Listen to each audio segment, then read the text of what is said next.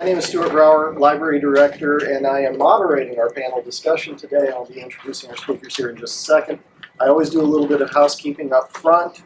I've been informed that October 27th, is that a Thursday? Yes. Is the next meeting, of the faculty writing group. If you haven't come to one of those, I recommend it. It's especially if you have a manuscript or something that's in process, you want to get some more eyeballs on it so that you can get some feedback. It's a fantastic opportunity for that. So that's coming up October 27th. We also have the Scholar Squad. Scholar Squad has been meeting the first Wednesday of the month. So we just had our last Scholar Squad get together. Really an opportunity to talk about your scholarship at whatever stage it is, whether it's in the earliest fledgling stages and you want some feedback on it, or whether you're at a part where you're looking for partners and other things. And so you can come to that meeting. It's very informal. It's bring your own lunch. It's talk about your stuff. It's a fun meeting. And actually, it was very well attended this last go around. I was happy to see all the people show up for that. I should also mention we've got 2 more faculty confidentials before the year is out. We have hashtag pro tips, advanced searching for smart people. That's everybody in the room, right? So you're going to come to that. Pro tips, that is on Wednesday, November 9th. That's at noon. We'll actually be in the library conference room for that one, not out here in this area. And then on Tuesday, December 6th, also at noon, also back in the conference room, RedCap and Qualtrics. So if you want to learn more about those products, how to use them, we'll be having a session about those. Does that bring everybody up to speed, Sean? Okay, fantastic. My role as moderator is much more quiet than this. I just sit down. But we have with us today, we have Julie Miller-Cribbs, Chan Hellman, and Leah Brumbaugh, and we are going to be talking today about grant writing for faculty. And I don't really have a starter question in mind. I was thinking along the lines of, I guess, what's the one thing that you wish people knew, about grant writing for faculty? That's really a lot of pressure, Stuart. No. Oh, good. I have a list. I would say the one thing is, I think you've been surprised, but absolutely to 100% of the letter follow the instructions on the grant. I think people, they say 3 pages and people turn in 10. They say include a cover letter and people don't do it. They say to put the budget in a particular format and they won't follow it. And I know that grant officers, I've had them tell me before, I literally look at those and just go, bloop. If they can't follow my instructions, how am I going to be confident that they should be funded? And it seems like a small kind of thing and like a duh, but honestly, I think that gets in the way of a lot of people's success. And so just to remember that, follow the instructions, I think is an important element. So that's actually, I think, fantastic advice personally. I think from a faculty member perspective, I think it's really important to take time to formulate your research agenda and your research idea and how this one grant or one project feeds into the larger picture. I think for many years as an assistant professor, everything was an individualized project that didn't necessarily feed into something bigger, but my personal experience, when you begin to think about how the next 5 years of your work is potentially going to evolve, then where are the grants that fit into that agenda? Is a much easier way to look at every project, because then every project is a leverage point for the next project. And I think funders, federal as well as maybe more local, are interested in that bigger picture framework. So that would be my goal, is to really spend time thinking about and articulating your research agenda as opposed to the project. Can I piggyback on that? Am I allowed, moderator, sir? Yeah. Oh my God. I'm I'm just just gonna sit here now. okay. I'm kidding. Is it okay, Leah, if I say something? I would just say too. I totally agree with Chan. And the other piece that I've experienced as somebody who's mentored a lot of faculty now at this point is to, if you do what Chan is saying, absolutely know what your research agenda is and where you'd like to head, and then as opportunities come your way, you can put your agenda in that context. And it's also important to be open. So I mean, I have plenty of examples where an opportunity came along and I passed it to a faculty member. It was already a done deal. Like they could be on the project and write the articles and they say, oh, I'm too busy, or, oh, that doesn't fit my research agenda, which is like this tight, right? But then in my mind, I'm thinking, well, it's sort of related to your research agenda, you know? And so if you think about the benefit of then getting on a more senior faculty member's project and the mentoring experience that you would get, or the experience you would get on a large, say it's a big project, when you've never managed a big project, is something that you can use, as you said, with leverage in another project, right? So maybe you've never done qualitative interviews, but you do this on this project and you learn how to do that. Now it's just yet another skill and experience set that you have to add onto your grants. But I think sometimes, especially in tenure and promotion, people get very like, I've got to, and it's true, I've got to say who I am as a scholar. I've got to set the case for, like, you know, who, you know, that I've made this impact on research. And you have to have a well-defined agenda. But the key is not that it's so tiny and narrow that it makes no sense. The key is, you know, this is the scope of my work, and these are the themes within my work, and these are why I did these things so that I could get to here. And I don't think people always think about it. I think sometimes they worry about being too narrowly focused. So, and then they lose opportunities that would have helped them. Okay, I'm done. I would say, first of all, I completely 100% agree with Julie. If you cannot follow directions, why am I going to trust you with my money?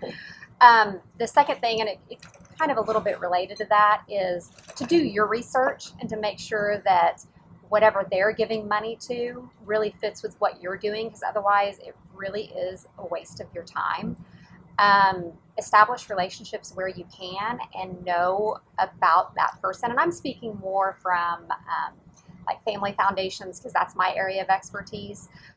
And keep in mind who you're requesting money from. I've always said that I have a philosophy, and this is not based on research. This is just my personal opinion.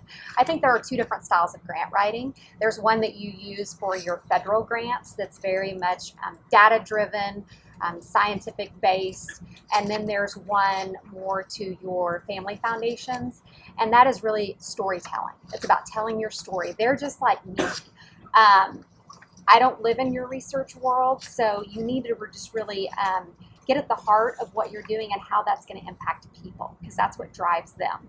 So, and I really have never seen a grant writer who can do both styles and do it well. It's usually, and I'll be the first to say, I specialize in more of the storytelling and don't really work on the government side. So, but that would be my 2 cents. I don't have other questions. You have a list of I things. do. You've been sitting here I'm a with your nerd. list. You've been so patient.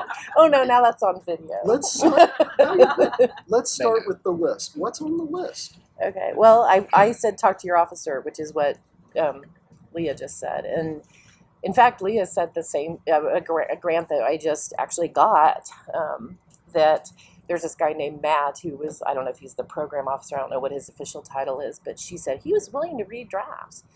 So, I mean, if somebody says that, you're a doofus, seriously, not to send them the draft. I mean, that's just like knowing you have an instructor who's a really hard grader who will read your drafts and you don't do it and you don't get the grade you want. And he was helpful. I mean, I sent him the draft and the concept, and he came back to me with some thoughts, and I integrated those thoughts, and we had a conversation, and then it got funded. I don't know that it's just because of that. I think it's a good project, but I think that those things help. It also, if you just think about interpersonal relationships, if I have a good meeting with you and I remember your face or your voice and I get excited about you, I am going to be thinking about that when I review grants and some of the people some of them I can't put faces on, right? I don't know these people. I think it just helps, and Well, and in that same grant, we also happen to have a relationship with somebody who is on their board now. So we made sure that that particular person knew about the grant that we were applying for and was supportive of the concept. And so we definitely worked it from as many angles as we could.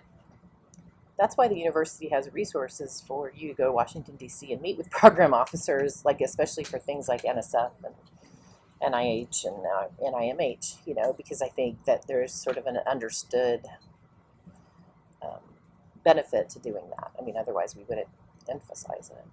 And lots of them now have webinars and other kinds of stuff that you can do to find out more about the grant. I think it's also silly not to go to those if they're offered, because they're going to give you inside information. I mean, they're going to make you more competitive.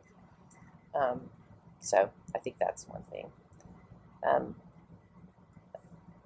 What I say, drafts, I have to read. I actually have go right ahead. That I'd make is, with our faculty in our College of Arts and Sciences and many of the Norman-based programs, grants are not a requirement for tenure and promotion.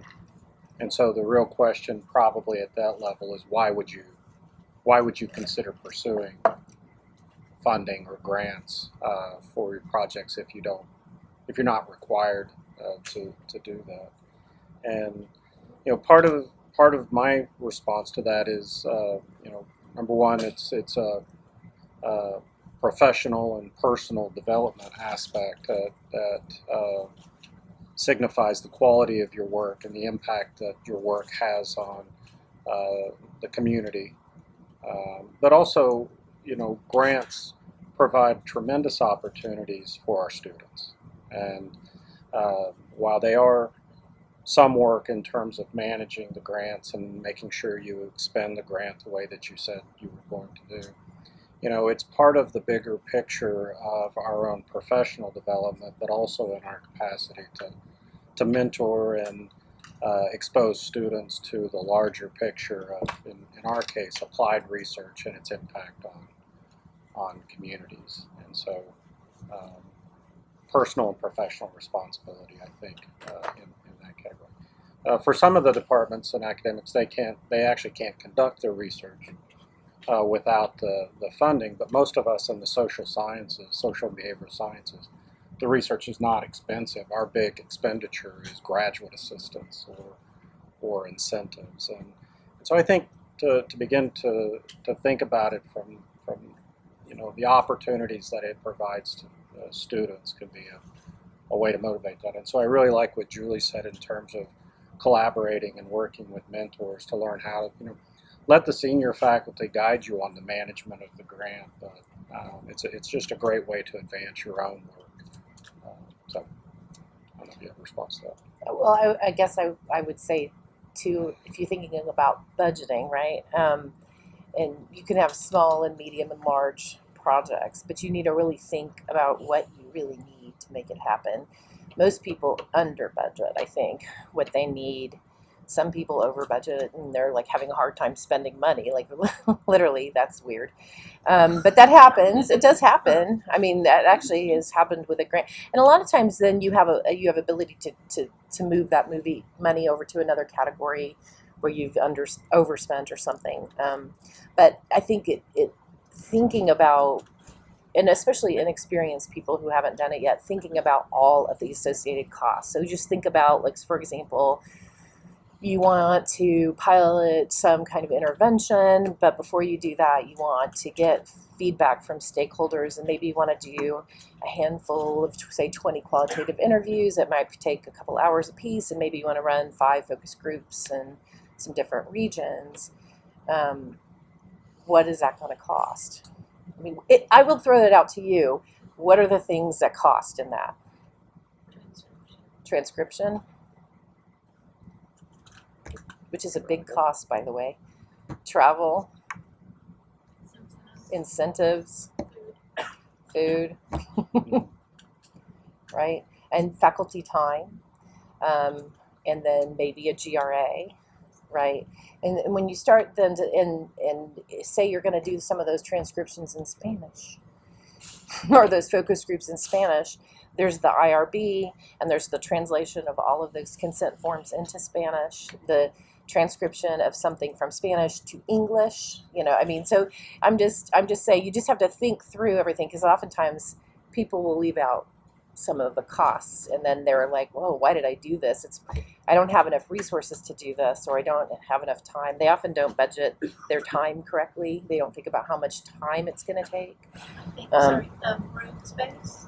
Like you may not have Space. a facility to hold it, so you have to go out to maybe a library or some other place, and they charge you room.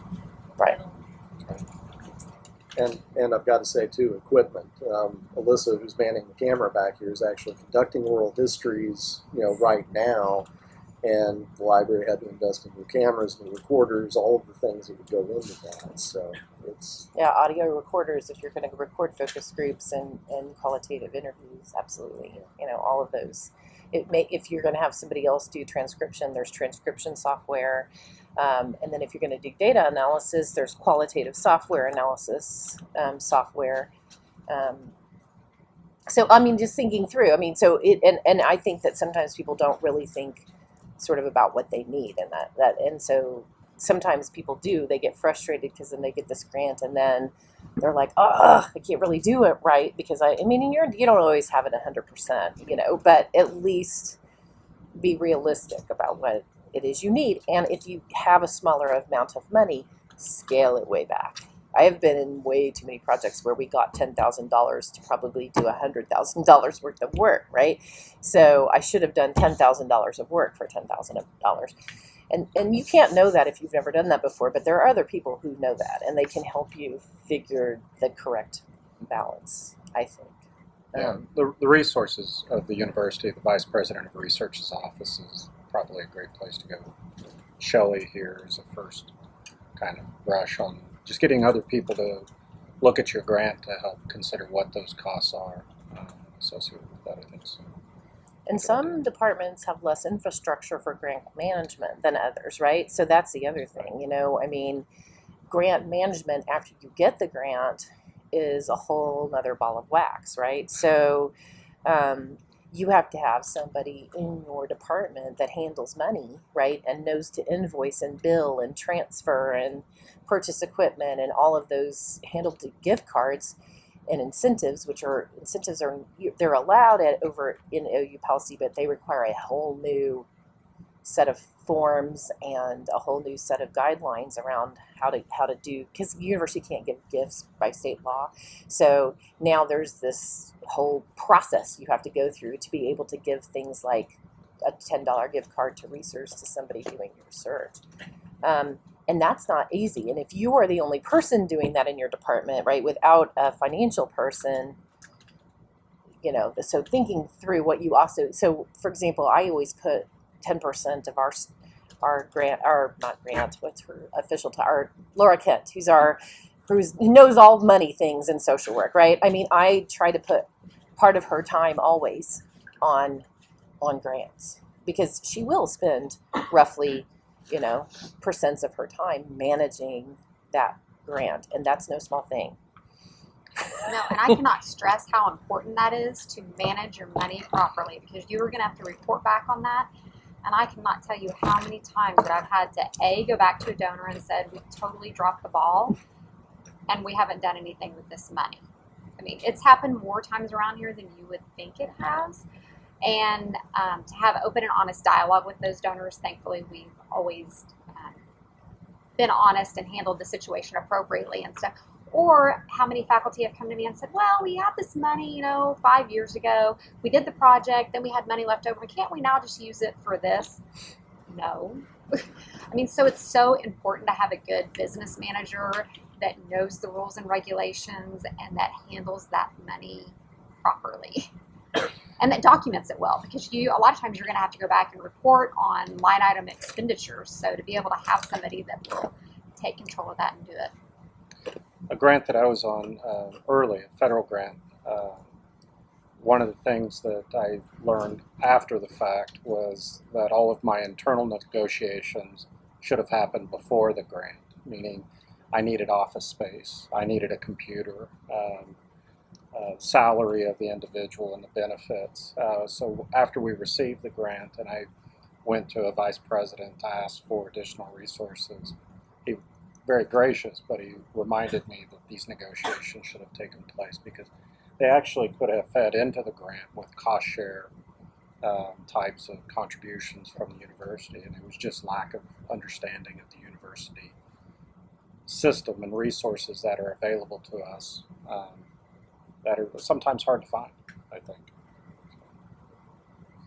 Can we talk a little bit about, I guess, continuity, what you do when the money runs out, and yet you still now have created a thing, a project, something that has to be funded longer term? I usually think about a sustainability plan. Like, so say, for example, simulation is a really good example where we got a lot of money, and still have it, in grants and other things to start up doing training in the Social Simulation Center. And it's not exactly a research grant, but it kind of is. It kind of is and isn't. And I wanted to talk about that too, but I'll talk about that in a minute. But anyway, so we built in we have a resource with a postdoc. So the postdoc's job is going to be to try to generate research and probably eventually work on grants, right? Training grants will continue and sustain the work of the center.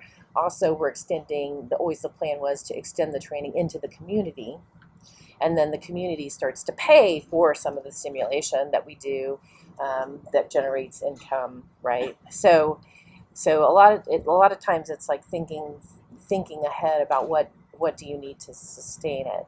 A lot of times people that think carefully about research infrastructure then are more successful, right, at going at the next thing and the next thing because they freed up their time by creating the infrastructure they need, right? And then you keep writing those people into the next grant to the next and the next, right? And so, I mean, I literally have one person that I don't know is probably, there's 10 sources of pay on her time because she's on all these different grants, right? So I think that's you mix it up, I guess is my best way. You have endowments, maybe if you have those kinds of things for some infrastructure, you have some set positions, you have some income coming in, So trying to find all the various revenue streams. Right, it would be that might the feed same, into it. right, the same strategy you would use if you were a nonprofit. You shouldn't have any one source of your income be more than what, I don't know what I think it's like, I can't remember that. I teach that, but I can't remember it. But the percentage of your budget shouldn't, I think it's 30 or 40% shouldn't be from one source. You have to have diverse sources of funding, right, in a nonprofit, or you're kind of doomed, right? Because you're just susceptible to changes in the grants or United Way or a donor or whatever it is. So you have to be diverse. I think it's very similar around sustaining some of these projects longer term.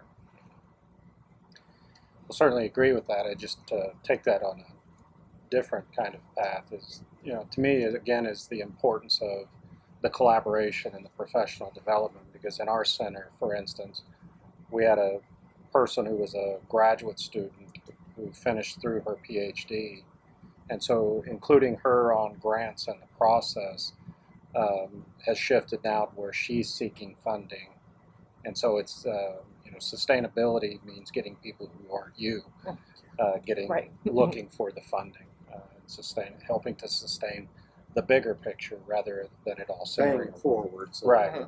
Well, and setting that as an expectation. So if you hire someone on a grant to be your grant manager, you write it in their job description that they're going to write more grants, right? I mean that's one of the easiest things to do, right? So that then they're kind of motivated, because if they want to stay in the job, I mean, they know it's a 3-year project, but if they want to continue on in various projects, then they know they need to help, write other additional grants to sustain themselves, right? And I've found that to be relatively successful. I've been talking about the federal, kind of that federal side of it, but from shifting kind of over, I think it's really important from the very beginning of your ideas to communicate with Leah or somebody in development to help you start thinking through these bigger pictures. You know, she has a much broader understanding of these rules and laws and what funders will pay for, and so, you know, having her office involved in, you know, helping you find the funders, the relationships, or you know, probably the thing that I would say overtly that we don't want to do is for the president to receive a phone call from one of our major funders that a faculty member just stopped by for an ask without the university knowing that.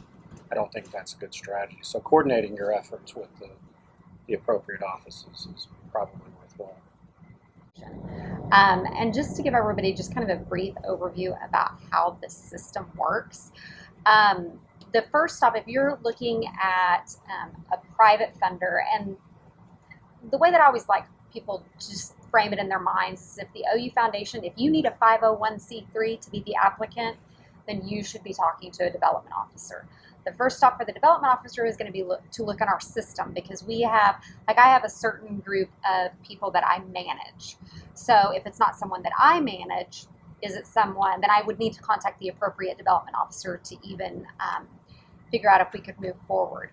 And the first thing that I always ask a faculty or a staff member who stops in my office is your chain of command aware of this, and are they supportive of this? And it's amazing how many times that they haven't even talked to their department chair about it yet. And it's like, no, that's the first thing that the president of the campus or the dean of the School of Community Medicine is going to ask me. I mean, they really, especially Dean Hellman, he really wants things brought up through the chain of command. And then just sustainability, I will say that donors, and kind of back to like the approval process. So then if a potential funder is in the system, or we've gotten appropriate approval from whoever manages them, then I never make the decision on my own to apply for a grant without approval from the president or from the dean of School of Community Medicine. That kind of goes back to they really want to be involved. I've had to bring projects to them before, like for a funder, and I said, okay, we have this department wants to apply for a grant from them. This department also wants to apply for a grant. We can only do one ask, and both of these projects fit well within the foundation, and they had to make the choice. So I never want anybody to think that I'm making the choice. That it's really, we have a weekly meeting to where we discuss those things and brainstorm about those things, and really campus fundraising priorities that, you know, we have to always find a donor that matches a project. It can't be just we bring anything to a particular donor because their name is known in the community. It really has to be a particular interest area of theirs, and it really has to be a well thought out project. Like, I've met with faculty members before that, quite honestly, they didn't even really know what their project was. When I sit down, I'm like, okay, what's the goal? And I'm thinking, okay, if I'm not understanding, then I know the funder's not going to understand. And to really have a well thought out idea. And then going back to sustainability, 75% of funders ask that question nowadays. So you definitely, I would agree with Julie, need to think about that from the onset, is really what is your long-term sustainability. And to always say that, and some programs, quite honestly, it's always going to be philanthropic funded. It just, some of the programs, there's no way around it. And as long as we as the campus go into it knowing that that's the long-term plan, that's one thing. But if we're really not even cognitively thinking about it, then that poses a problem. So just kind of, because Leah's talking a lot about foundations, right? And Yes. and they're not always the best source of research. And I think that's an important, unless they're like Robert Wood Johnson or something. But like that, most of the local foundations are not going to be, you know, funders of research. They'll want evaluation of the program, but whatever. But that being said, and I always have my feet in different pots of money kinds of things because it's confusing because of my role, but because I'm a faculty member and the director of a school. But I do think sometimes we only think about federal, especially faculty. We only think about federal grants. We only think about, that. And actually, I think sometimes we need to be broader. my colleague here on my left has totally built a cool career in program evaluation, right? I mean, he contracts with local agencies, runs them through his center, does really interesting research, publishes that research, and is well known for that work, and built a really successful career on doing that on probably mostly smallish grants, or what maybe contracts is a better word, with agencies, right? There's also there's training grants and other kinds of contracts. So, for example, we have a contract with DHS where we're rewriting the entire curriculum that trains all child welfare workers in the state of Oklahoma. So it's a working grant where it's a program grant, kind of, if you think about it, where we're working on this work. But research is built into it. The school is going to be responsible for the assessment of this eventually. And then I've built in money then to bring faculty researchers to be in charge of that assessment. It's not research in the traditional, I'm going to go get an NIH grant, but it's totally going to be research in terms of data and opportunities for those faculty members to work, and it's funded, through a contract. And then there's training grants also, things like HRSA and other kinds of things that are not also research, but evaluation can be built into those kinds of things, and opportunities can come about as part of those things. And like things like program grants, like the simulation program grant, which has an evaluation research component to it, that's really going to advance, I feel like, the field of pedagogy around training using simulation, which is another kind of a research agenda, right? So I think sometimes we think in that very narrow scope of NIH or federal grants, and I'm saying I think we sometimes need to think wider. And sometimes you can create these really creative opportunities through contracts and partnerships with agencies, foundations, program training, and then the traditional. Because let's face it, the traditional is highly competitive. They're very hard to write. They require a whole lot of time and effort, even just to get them going. And I don't mean to say that to discourage it, because Shelley's like, Julie, but they are really the cream of the crop and whatever. But they're hard. They're harder. They just are. And so if you can throw your net wider and think about it, one of the things I was thinking when I was thinking about talking today is the use of pilot data, right? And the opportunities that small grants have of building your case for larger ones, right? So I'm using you as an example, but say Chan wanted to go to, and he have before thought about a large sort of NSF or something grant to produce competencies in nonprofits around evaluation and research. I'm just making this up. But he would be able to totally say in his grant, his big ask, that I've done 100 of program evaluations over the course of these years and brought in this much money to do this work and published these articles, and we've done these kinds of things. And so he's built on all of those things leading up to this big ask. So, and that's what I mean about thinking about your research, going back to what you said about your agenda and the small things you're doing and the way you're building up, right? And so those small things could often be big yield. And I can't really underestimate piloting or other experience that you have, that you include that in the narrative so that the people reading it understand who you are and the experiences and successes that you've had already.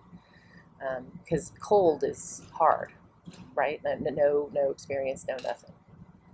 Yeah, go ahead. Yeah, by the way, I'm Kyung-Han, faculty in early childhood education, and I'm from Georgia State University.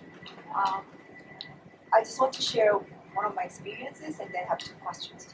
Okay. So first, I'm very interested in applying for the federal grant. And then what I found it really helpful is that, and then what I have done before last year was that I serve on the federal grant review board.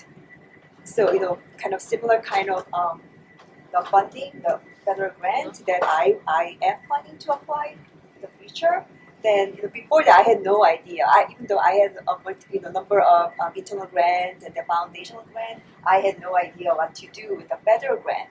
And then once I was on the board, the review board, I have a clear idea what they are looking for, and then how rigorous the review process was. So I think I learned so much from that. So I think I feel more competent, how and what, to write right now. So I think that was really helpful. And then 2 questions. The first, I wrote the federal grant last year for the first time, and it was not funded, of course. And in the section of qualification of PI and co-PI, they ask us to write about our background and our competencies in getting and running the similar kinds of grant. And then as a first timer, I had no experience running this big grant. And then neither me and co-PI. So one of the strategies we use is to have some big people on our grant, and then That's I on my just couldn't think of anything else because we were not that yet. We feel like we were a little unprepared to write that section. So is there any way we can present ourselves better in a certain way? And then another thing is they always ask us to write the dissemination plan, and then I was wondering why some magical way or innovative way For the sustainability plan? Yeah, beyond other than the publishing in journals. So dissemination. Okay, plan. sorry. Yeah. Is there any? Well, first I would say thank you for making that point. I think you're absolutely correct, and I have that on my list. Being a reviewer, if those opportunities present, is nothing like it, right? Because then you get to see it from the inside out, and it gives you a completely different experience. My sister is actually a botanist. I'm an evolutionary biologist, and she has served on NSF committees, and she says the same thing. I mean, she learns things she never would even imagine. So you're right. The second thing, I think your strategy of talking to a senior colleague that has a good name and reputation and previous experience and naming them as PI, sometimes, and you just going in as co-PI, or even investigator sometimes is a better strategy. And it feels painful, I know, when you're writing it, but, if it's a nice and trusted colleague that, you think will be helpful in that, it's still, I think, sometimes a good way to ensure success, because that's so true. Those NIH and whatever grants and Department of Ed, they want to know your track record. And so if you don't have a track record, it's very hard to do. So therefore, then I think, especially for new people, they need to look at the RFPs for new investigators, right? So the RO, anybody know? 21s, R21s, and the, NSF, they all have different names, but they are designed specifically for newer people without reputations in geographic areas where there hasn't been a lot of experience. Sometimes you can actually sometimes capitalize on that. Like, sometimes Oklahoma is a part of a region that isn't well funded by some of these larger scale entities, so they actually give your grant a little bit of a leg up. But I think a good strategy is to try to go for those first as a new person and then work your way up, because it is very hard to just get a big O1 cold without a lot of experience, One thing that I remember with federal grants is utilizing the resources internally, but also communicating with your congressmen or senators, those offices that you're going after this federal grant, and just letting them know that you're playing that game can't hurt in that regard. For you, having transferred from a different university, and you're not necessarily a junior faculty member, right? So the issue is, for me, before I would go after the federal grant, if I know that I don't have the capacity, I guess I would start, as Julie said, look for some, indicators that suggest my capacity, smaller grants, smaller local projects, the pilot aspect that she talked about. Tulsa's kind of tough. My first federal grant rejection made the same comment, that as an assistant professor, they basically said in a very nice way they have no confidence that I can manage the grant, because I have no demonstrated capacity. Say 10 years later, that's a different story. So Also taking advantage of the research office. I mean, in meeting with them and having them read your drafts and talking through strategies, looking at other people's proposals that have been successful. These are all resources that the research office can offer. For us, sometimes it means traveling to Norman. Shelley's here, but she can't do everything, and attending the webinars and the sessions that OU offers on getting funded and hitting those grants. I don't know what grant you're talking about. Like is it Department of Ed? Is it NIH? Is it NIH? Both, yeah. So, but there's always resources about how to get NIH funding and those kinds of things, and really utilizing those resources, because they want you to be successful, so they're going to try to figure out how to help you. And your last question was about dissemination.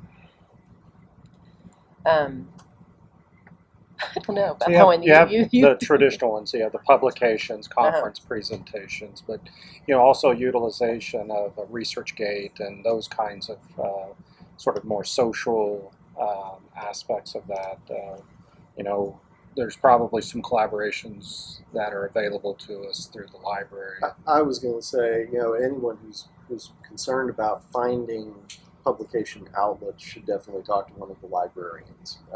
We have strong feelings and ideas about where you might seek opportunities for publication, and can usually uncover some interesting options. Share OK is this really kind of cool resources that we have, where, so say you have a research report, right? It's just my best example, and you want it to be searchable and findable and whatever. You can submit that report to Share OK. They create a persistent link, right, and then put it in the, I don't know, Tony and Stuart know better, in the magic world of there's searching things. Yeah, and so you can do that through Bazell, and we're actually about to have an instance that'll be an OU-Tulsa exclusive instance of Share OK. And so we'll actually have our own institutional repository up here in Tulsa. We're really excited about having that. Because I have several things that are not peer-reviewed publications, but they were finalized reports for large research projects that I've done, and lots of people like to read them. I mean, we get a lot of, we not as much anymore, but we used to get a lot of requests for this big photo voice project that we did, and we have a pretty nice report for that. And so we shared it on OK, and so now with people can find it if they look for it, they can ask us, and then we can just send them the link. So that I found that to be helpful. I also have a friend who in her NIH grant, there were 4 of them. They had pre-secured, this is a little strange, but it might work for something that you do, but they had pre-secured with a journal that the findings from their project would be published in a special edition of a journal. That's the first time I'd ever heard of that. But it was a really hot topic. I can't remember now. It's terrible. But it was something about trauma and stress and cortisol or something. And the Journal of Traumatic Stress had said, if they got them to write a letter that say, if this successfully gets funded and they do this work, then I think actually there was a mini conference in there, as well as then a special edition of a journal. And I think that was probably a really big I would imagine a big sell point. And I'd never heard of that before. I thought that was sort of unique. I want to make certain we have time for additional questions. Anyone else from the audience? See, and then they get quiet. Well, one more aspect about the dissemination is, for us, because our college is so interested in the community impact, is to begin to look at non-traditional outlets. And so while we can look and identify our own impact factors, right, like our H-index or I-index, I'm a lot more interested in sort of those alt metrics, right, that show the social impact of our research. And so for us, it's how do we generate news releases you know, if we're going to do presentations at a conference or locally, is there a way we can utilize social media indicators like hashtag #ChanRocks? Kind of. Really, are you comfortable with that? Hashtag Julie rocks more. Sorry, I'm just trying to. But but he's right, even though he thinks he rocks. Yeah, I like the social media outlet. But I also would say one more thing too. There's hot trends, right, in research, and I want to mention them. One is interdisciplinary, right? It's kind of silly, I think, to submit a grant to NIH, NSF, and all those other places that's not interdisciplinary, at least one other person. It's not very common anymore that you're going to get one of these grants. It's not got a lot of people on it. That's definitely, especially training grants now, it seems like to me, but in addition, research grants. And kind of the complexity of research is getting to the extent where they kind of have to be. And then mixed methods, I think, is a hot thing, and that's been around for a while. I wouldn't say that's totally new, but I think that's often a strength of proposals is to have mixed methods. CPBR, or community-based participatory research, is certainly hot, and that leads you to another dissemination thing, which is dissemination back to the community, which is actually part of the CPBR model in the first place. And so thinking about those, so oftentimes if you want to do something in your research like that, then you've got to get to know people, right? I mean, one of the things that in working with Diane and Shannon on another project, right? We have Kent. I mean, I never in a million years thought I would have an immunologist on a grant that I wrote, but we have studied stress and cortisol, and I can't do that. I mean, he has a lab and people to do cortisol analysis, so But I understand it well enough to know what cortisol is and does and what it means, but I don't, I certainly don't have the capacity to analyze cortisol in a lab. So, I think thinking that way too about, especially now with all the stress research, adding biomarkers onto social science research is certainly hot. And that will definitely mean that you have to think about being interdisciplinary. All right. Other thoughts, issues, questions, concerns? I'm thinking of develop this webinar series as one way of distance learning. Yeah, absolutely. Everybody hear that? She's talking about use of a webinar. Yeah, great. If your grant at all is going to involve a new intervention or training or whatever, then you could have a plan for disseminating that training, right? The one that we have now is sort of like that, where we have developed a training module for training medical residents how to talk about adverse childhood experiences in a clinic visit, right? And then we wrote this grant saying, okay, we've developed this for residents, but we would like to develop it for other health professions and then provide faculty development and training to clinic people, in addition to students, right? And I think of that as being a dissemination effort. You want to do the training associated to support the new intervention that you're going to develop. All right. Well, thank you all very much for your time. Panelists, thank you all very much for your contributions today. We appreciate it. And with that, we will conclude this installment of Faculty Confidential. We look forward to seeing you all next month. Thank you very much. Thanks.